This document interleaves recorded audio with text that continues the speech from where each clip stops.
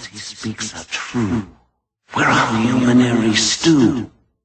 We don't pledge allegiance to the Black Widow.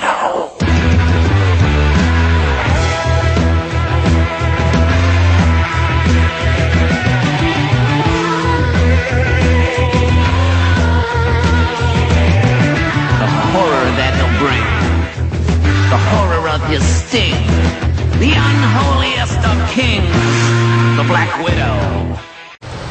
Hello and welcome to a very special memorial episode of the Spider's Parlor. I am the Spider, but tonight I'm going to come to you as who I really am, Chris Johnson.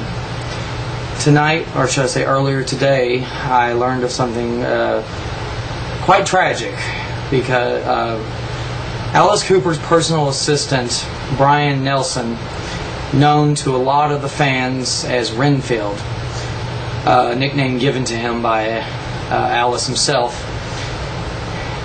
died unexpectedly this weekend. And I'm at a total loss of words. I read this earlier on the unofficial website of Alice called Sick Things UK. Probably the best source of information out there, and so much of it was actually given by Renfield to the website. I had been in touch with Brian for the last 10 years or so via email. When I learned that you could email him, I started emailing him, asking questions. He was great about answering stuff. If he honestly knew, he'd tell me completely. If he didn't, he would say, I don't know. And if it was meant to be a secret, he would say, I can't say anything right now. He helped me on a couple occasions. Number one, I could not find a copy of From the Inside on CD at that time period. He happened to have a spare in his collection, and it was an import from Japan. He sold it to me for a very reasonable price. So I felt like I had established this neat little connection. Off and on throughout the years, of course, I bombarded him with emails about, I'm going to this particular Alice Cooper concert. Can I get backstage? Blah, blah, blah. Well, last year he came through. I was going to the Indianapolis show, and he provided me with a backstage pass. I was at first in total shock, thinking this is not going to happen. When sure enough, when I got up to the counter, they had an envelope with my name on it and a VIP pass that would allow me to go backstage and meet Alice. He's been an amazing person. He's always very personable with the fans.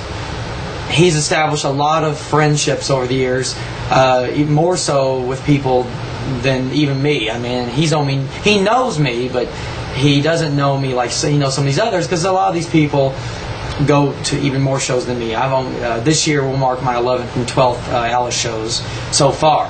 I'm going to see him July 31st and August the 1st. That's a little side note there for you all. But I wanted to read you all this booklet here. This came with the Life and Crimes of Alice Cooper box set.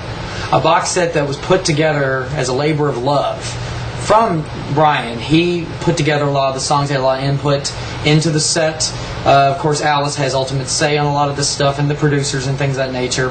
There's a note in here from Brian that I want to read to everybody. Those who have the box set already know this, but I want to read this. It's titled Producer's Note. And this box set came out in the spring of 1999. Producing this box set has been a true labor of love for me. It's also a fitting culmination of my lasting interest in Alice Cooper's music. An appreciation that began when I first heard School's Out on the radio. That one song was all it took to start me on a fanatical quest to find out everything I could about the man and his music. A few years later, I was lucky enough to meet Alice, it's a long story, who informed me that I actually knew more about him than he did. That one meeting led to others, with the end result being that Alice, not wanting my encyclopedic knowledge and enthusiasm to go to waste, asked me in 1980 to become his personal assistant. Since then, I've been fortunate to travel around the world on his tours, see portions of my Alice Cooper collection put on display in the Rock and Roll Hall of Fame and Museum, and earn a living by getting to hang out with my hero. Listening to the life and crimes of Alice Cooper reminds me of why I became an Alice Cooper fan in the first place. If you're a longtime fan, I hope it reminds you too. And if you're just discovering Alice for the first time, I hope this box set makes you feel the same way I did when I first heard School's Out during that summer of '72. But if it does, just don't ask Alice if you can become his personal assistant, alright? That job's already taken. He's been with him for almost 30 years. My condolences go out to the Nelson family, to all the Coopers, to all the touring band and all the roadies and everybody involved in the Alice Cooper production. Brian played a huge part in that world. He, besides being Alice's personal assistant, he would even sometimes appear on stage. You can see him in one of my all-time favorite moments on the Nightmare Returns video. During Go to Hell, he is the quote-unquote annoying cameraman that Alice impales with the microphone stand. He was a trooper. He was a dedicated, besides someone who dedicated to the fans, dedicated to his passion for all things Alice. The time may come when Alice has to replace him and get someone else to be his assistant. But no matter who takes his place, Renfield's Brian's spot in the Alice Cooper history and mythology has been, is carved into stone. It's never going to be removed. And to everyone out there who's had the fortunate pleasure of meeting him on this day, and all times you listen to an Alice song or watch Alice on TV or go to one of those shows, remember the type of person Brian was, what he did for everyone, and what he'll always mean to everybody, and especially to Alice himself, who tonight began his tour overseas. I believe tonight is in Russia. I hope the show goes well for you, Alice, and all those involved. I know you'll put on the best show you can, and I know afterwards, I hope you I'm sure you'll take a few moments to remember what a great guy he was. So to everyone out there, have a great night, and I'll see you next time.